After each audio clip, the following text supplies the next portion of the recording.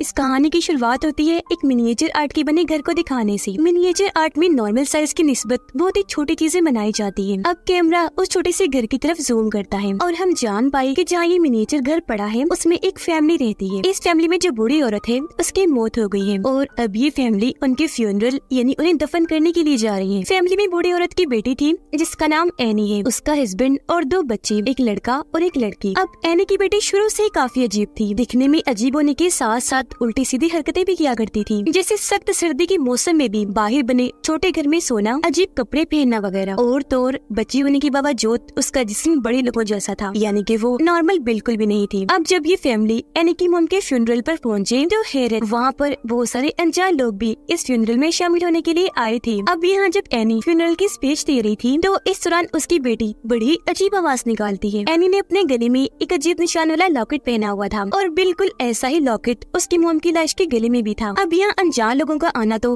हैरानकुन था ही, पर हैरत हमें तब होती है जब एक आदमी एनी की बेटी की तरफ देखकर मुस्कुराता है और वो भी उसे देखने लगती है। फ्यूनरल खत्म होने के बाद ये फैमिली घर वापस आ जाती है, जहाँ हमें सब के बारे में बताया गया, जैसे कि एनी एक मिनिएचर की आर्टिस्ट थी और शुरुआत वाला मिनिएचर घर उसे नहीं बनाया हुआ था, पर वो हमेशा परेशान दुख से भरी रहती थी। एनी का बेटा पीटर भी अजीब सा था, उसे सिगरेट और कई तरह के नशे लग गई थी। एनी का हस्बैंड इनकी फैमिली में ऐसा था जो अब तक नॉर्मल था, और जो इनकी बेटी थी वो तो सबसे ज्यादा अजीब थी। रात को वो जब सोने के लिए गई तो अपनी मॉम एनी से पूछती है कि नानी के मरने के बाद मेरा ख्याल अब कौन रखेगा, जिस पर एनी कहती है मैं रखूंगी बेटा, तुम्हारी मॉम हूँ, मुझे ही रखना है। जो सुनकर उसकी बेटी बड़ा ही अजीब सवाल पूछ लेती है कि जब आप मर जाएंगी तब मेरा ख्याल कौन रखेगा। ये सुनकर एनी घबरा जाती है, लेकिन अगले ही पल झट से बोली तुम्हारा भाई पीटर वो है ना, वो रखेगा तुम्हारा ख्याल। एनी उसे बताती है कि मेरी मॉम यानी तुम्हारी नानी सबसे ज्यादा तुमसे प्यार करती थी, इतना कि बचपन में वो मुझे तुम्हारे पास तक आने नहीं देती थी और खुद ही तुम्हें दूध पिलाती थी। इस पर उसकी बेटी जवाब देती है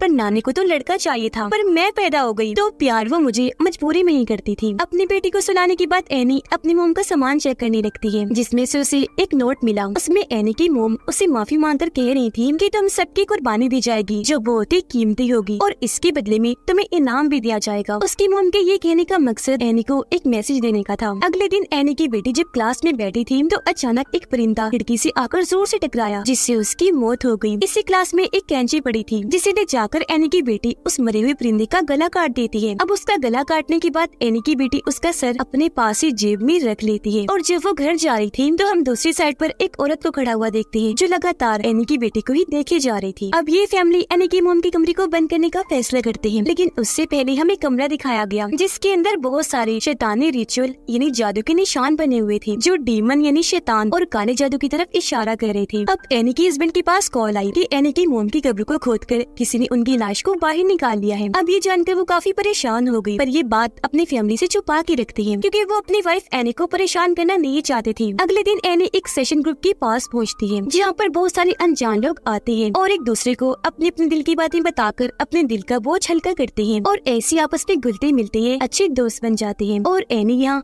अक्सर आती रहती थी। यहाँ वो अपनी मॉम के बारे में बड़ी अजीबोगरीब बातें बताती है। वो बताने लगी कि मेरी मॉम थोड़ी पागल सी थी, वो मेरे भाई के अंदर किसी और को डालना चाहती थी, पर इस सब से परेशान होकर मेरे भाई ने अपनी जान ले ली। उसके बाद अचानक किसी वजह से मेरे डैड की भी मौत हो गई। इसके अलावा मेरी मॉम इतनी अजीब थी कि पता नहीं कैसे वो लोगों को अपने कंट्रोल में कर सकती थी। उनके पास एक अजीब सी ताकत थी जिसके जरिए वो मेल्स यानी आदमियों में कोई ऐसी चीज डालती थी जिससे वो मेरी मॉम के कंट्रोल में आ जाया करती थी। इसलिए जब मेरा बेटा पीटर पैदा हुआ तो उसे मैंने अपनी मॉम के पास जाने नहीं दिया, लेकिन फिर जब मेरी बेटी पैदा हुई तो क्योंकि वो लड़की थी तो उसे मैंने मेरी मॉम के पास जाने की इजाजत दे रखी थी। और शायद यही वजह है कि आज वो मेरी बेटी इतनी अजीब सी है, नॉर्मल नहीं लगती। अब एनी की बेटी जो अपने कमरे में थी तो अचानक उसके पास अजीब तेज रोशनी आई जो उसे एक मैदान की तरफ इशारा कर रही थी। और जब एनी की बेटी मैदान में गई तो वहाँ एक आदमी आग के बीच में बैठा हुआ था। उसे देखने से लग रहा था जैसे वो कोई शैतानी रिचुअल जादू कर रहा हो। उसकी बेटी बड़े गौर से उसे देख रही थी कि तभी यहाँ एनी आ गई जो खींचकर अपनी बेटी को अपने साथ अंदर ले जाती है। अब पीटर को उसकी दोस्त पार्टी में बुलाते हैं। पीटर जाने के लिए तैयार हुआ तो एनी अपनी बेटी को भी उसके साथ पार्टी में भेज देती है ताकि वो शराब वगैरह ना पिए। पार्टी में पहुंचकर पीटर अपने दोस्तों के साथ मिलकर एंजॉय करने लगा और वहाँ वो सिगरेट भी पीने लगता है। उसकी बहन बोर हो रही थी, इसलिए घूमते हुए जब वो एक जगह पर आई तो केक खा लेती है जिसमें ड्राई फ्रूट था और क्योंकि उसे इस ड्राई फ्रूट से एलर्जी थी तो उसकी तबीयत खराब होने लगती है। उसका सांस बंद होने लगा, दम घुटना शुरू हो जाता है। उसकी ऐसी हालत देखकर पीटर काफी घबरा गया। फौरन उसे गाड़ी में बिठाकर हॉस्पिटल के लिए निकल गया। रास्ते में उसकी बहन सांस लेने के लिए अपना सर खिड़की से बाहर निकालती है, लेकिन इस दौरान गाड़ी के आगे एक जानवर आ गया। अब टक्कर से बचाने के लिए एकदम पीटर गाड़ी सीधी साइड पर कर लेता है और उस साइड पर लकड़ी का एक खंबा था जिससे उसके बहन का सर इतनी जोर से टकराता है कि उसकी वही मौत हो जाती है। इतनी भयानक कि उसका सर ही जिस्म से अलग होकर सड़क पर गिर जाता है। उसके मुंह से पीटर बहुत ज्यादा दुखी हुआ, सदमे में चला जाता है और अपने मॉम डैड को कुछ भी बताए बगैर चुपचाप अपने कमरे में आकर लेट जाता है। अगली सुबह जब एनी और उसके हस्बैंड को अपनी बेटी की मौत का पता चला तो दोनों बहुत दुखी हुई। एनी तो फूट फूट कर रो रही थी। उसके फ्यूनरल तक मुसलसल हम उसे रोता हुआ ही देखते हैं क्योंकि इस सदमे से वो बाहर नहीं आ पा रही थी। इस हादसे के बाद ही फैमिली का बर्ताव एक दूसरे के साथ काफी अजीब हो गया। कोई भी एक दूसरे को बुला नहीं रहा था, बस चुपचाप ही रहते हैं। इस गम से उभरने के लिए एनी दोबारा से उस सेशन ग्रुप में जाने का फैसला करती है, लेकिन क्योंकि उसकी हालत ठीक नहीं थी तो वो इसके लिए हिम्मत नहीं कर पा रही थी, पर फिर भी जाने का ठान लेती है। गाड़ी में बैठकर वो निकलने ही वाली थी कि तभी अचानक वहाँ एक औरत आ गई जो एनी को कहती है कि मैं आपकी पड़ोसन हूँ, आपके घर से कुछ ही दूरी पर रहती हूँ। मुझे आपकी बेटी की मौत का पता चला कि छोटी ही उम्र में वो अचानक ही गुजर गई। बहुत अफसोस हुआ सुनकर, लेकिन मैं आपको एक बात बताऊं, हाल ही में मेरे बेटे और पोते की पानी में डूबने की वजह से मौत हो गई है। मैं समझ सकती हूँ तुम्हारा दुख क्योंकि मैं भी इस सदमे से गुजरी हूँ, लेकिन इस गम से तुम्हें बाहर निकालने में मैं तुम्हारी मदद कर सकती हूँ। ये बोलकर वो एनी को अपने घर का एड्रेस देती है और वहाँ से चली जाती है। अब अगले दिन एनी उससे मिलने उसके घर पहुँच जाती है। वो दरवाजे पर एक कारपेट को देखती है जो उसे अजीब तो लगा लेकिन जाना पहचाना भी, जैसे अब से पहले उसने ये या इस जैसा ही कारपेट पहले देखा हो। पर इससे पहले उस ज्यादा कुछ सोच पाती वो औरत दरवाजा खोलकर एनी को अंदर बुला लेती है और ये दोनों बातें करने लगती है और इस तरह इनकी दोस्ती हो जाती है। बातों ही बातों में एनी बताती है कि काफी सालों पहले से मुझे स्लीप वॉक है, यानी नींद में चलने की बीमारी। ऐसे एक दिन जब मैं स्लीप वॉक यानी नींद में चल रही थी तो मैं अपने बच्चों पर पेट्रोल डालकर उन्हें आग लगाने वाली थी, पर एन वक्त पर मुझे होश आई तो मैंने खुद को रोक लिया। उस दिन से ही मेरे और मेरे बेटे पीटर की ताल्लुक अच्छे नहीं है क्योंकि उसे लगता है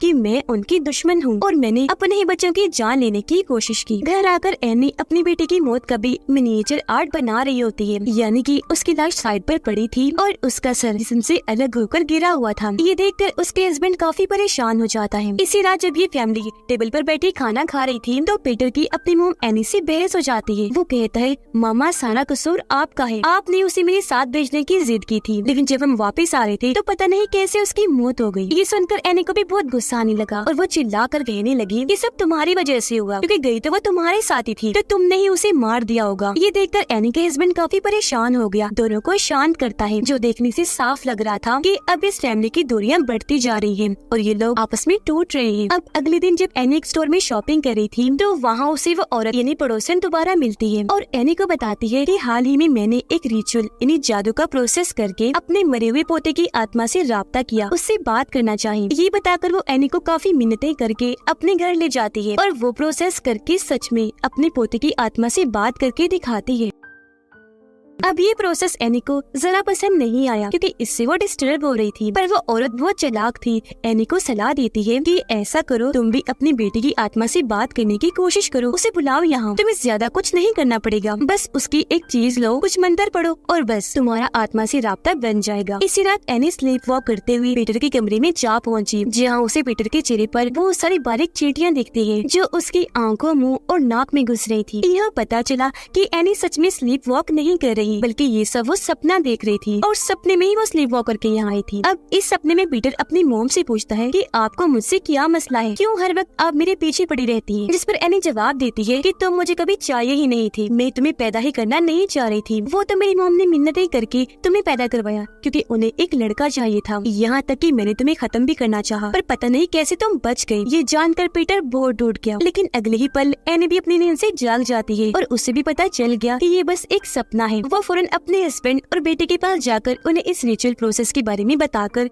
इस प्रोसेस को शुरू कर देती है ताकि उस औरत के कहे के मुताबिक वो अपनी बेटी को बुला सके। अब जैसे प्रोसेस शुरू हुआ वो अजीबोगरीब चीजें होना शुरू हो जाती है, जैसे अचानक ही एनी ड्राउनी अंदाज में अपनी बेटी की आवाज में बात करने लगी थी और मोमबत्तियां भी अपने आप ही जल बुझ रही थी। इस सबसे पीटर काफी घबरा गया था, इसलिए उसके डैड इस प्रोसेस को बंद करने के लिए एनी के मुंह पर पानी फेंक देते हैं, जिससे प्रोसेस टूट गया और एनी अपने होश में आ गई। अजीब बात यह अभी जो कुछ भी हुआ था एनी को उसके बारे में कुछ भी याद नहीं था, क्योंकि शायद उसकी बेटी की आत्मा उसके अंदर आ गई थी। अब अगले दिन हम एनी को बहुत परेशान देखते हैं। गुस्से में आकर वो अपने सारे मिनिएचर आर्ट्स को तोड़ देती है। अब एनी की बेटी की वो डायरी जिसे इस रिचुअल प्रोसेस में इस्तेमाल किया गया था, उसमें पीटर की तस्वीर अपने आप ही बनने लगती है। अगले दिन पीटर जब स्कूल में था तो वो शीशे में खुद को देखता है, जहाँ उसका असल और अक्स यानी परछाई एक दूसरे के बिल्कुल उल्ट थी। यानी असल में उसके एक्सप्रेशन तासुरात बिल्कुल सीरियस परेशानी वाले थे, जबकि उसकी परछाई में वो काफी खुश नजर आ रहा था। उसके चेहरे पर मुस्कुराहट थी। एनी अपनी बेटी की उस डायरी को आग लगाकर जलाने की कोशिश करती है, लेकिन जहाँ पहली तो डायरी को आग लगी नहीं रही थी, पर जब लगी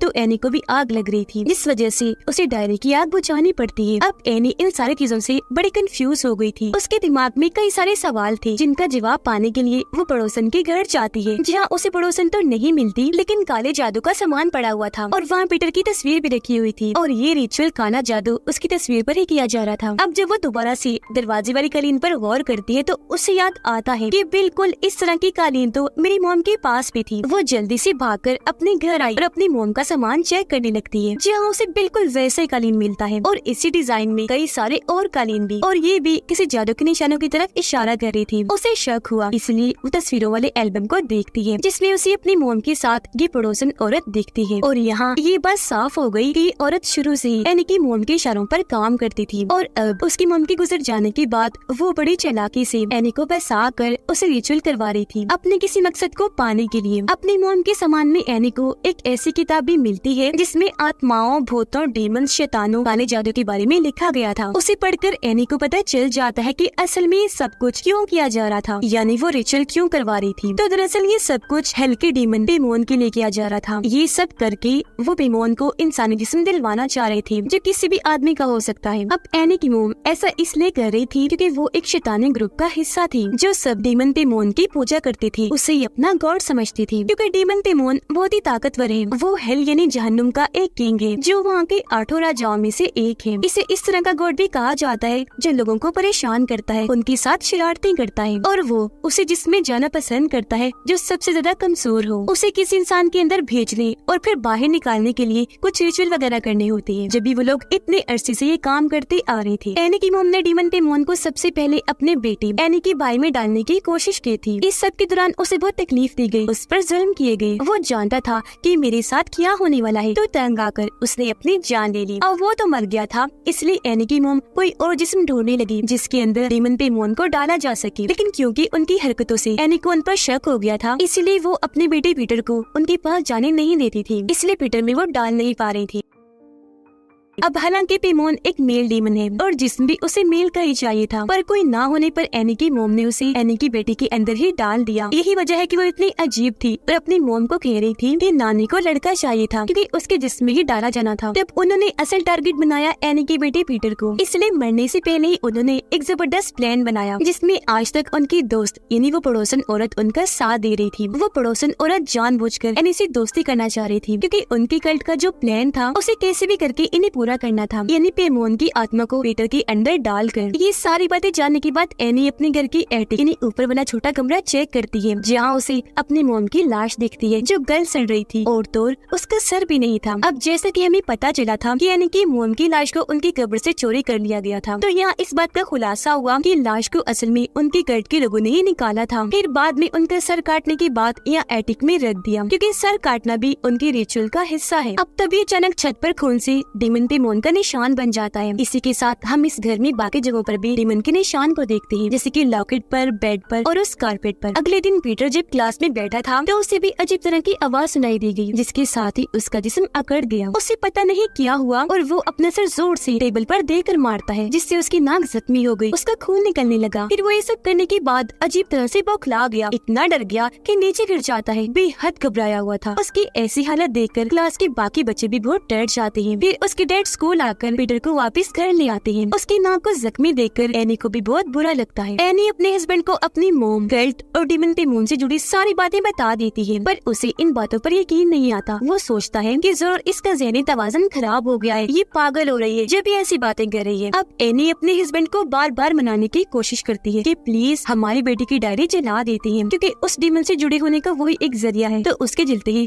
सब ठीक हो जाएगा। पर उसका हस्बैंड इसके लिए मना कर देता है, क्योंकि जाहिर है ऐसा करने से एनी में जल जाती। पर उसकी बात सुने बगैर एनी खुद ही डायरी को आग में फेंक देती है, जिससे अब की बार एनी को आग लगने की बजाय उसके हस्बैंड को लग जाती है, जो काफी बुझाने के बाद भी नहीं बुझ रही थी और बढ़ती ही जा रही थी, और इस तरह जलकर उनकी मौत हो जाती है। पीटर को भी होश आ गई थी, और जब वो देखता है कि मेरे डैड की जलने से मौत हो गई, तो वो बहुत दुखी हो जाता है। अब तभी अचानक एनी को कुछ होता है और वो पीटर को मारने के लिए पागलों की तरह उसके पीछे पड़ जाती है। दरअसल अब डीमन पेमोन ने एनी को पोजेस्ड कर लिया था और अब उसके जिस्म में आकर उसे कंट्रोल कर रहा था। ये देखकर पीटर काफी डर जाता है और अपनी जान बचाने के लिए वहाँ से भागा और एटिक में आकर छुप जाता है। बाहर एनी पागलों की तरह अपने कंट्रोल से बाहर होकर जोर जोर से अपना सर दरवाजे पर पटकने लगती है, जबकि एटिक में पीटर को भी अपनी नानी की लाश गली सड़ी हालत में मिलती है, जिसके बाद वो अपनी मॉम को ऊपर देखता है जो अपना गला काटने वाली थी। यहाँ पर बहुत सारे लोग भी खड़े हुए थे जिन्होंने कपड़े नहीं पहने हुए थे और वो पीटर को बड़े गौर से देख रहे होते हैं। पीटर घबरा गया, वो कांच तोड़कर जल्दी से बाहर कूद जाता है, जहाँ तभी एक तेज रोशनी आकर उसके जिस्म में घुस जाती है। ये रोशनी बिल्कुल वैसी ही थी जैसी उसकी बहन के आसपास भी रहती थी, जिससे हम समझ पाए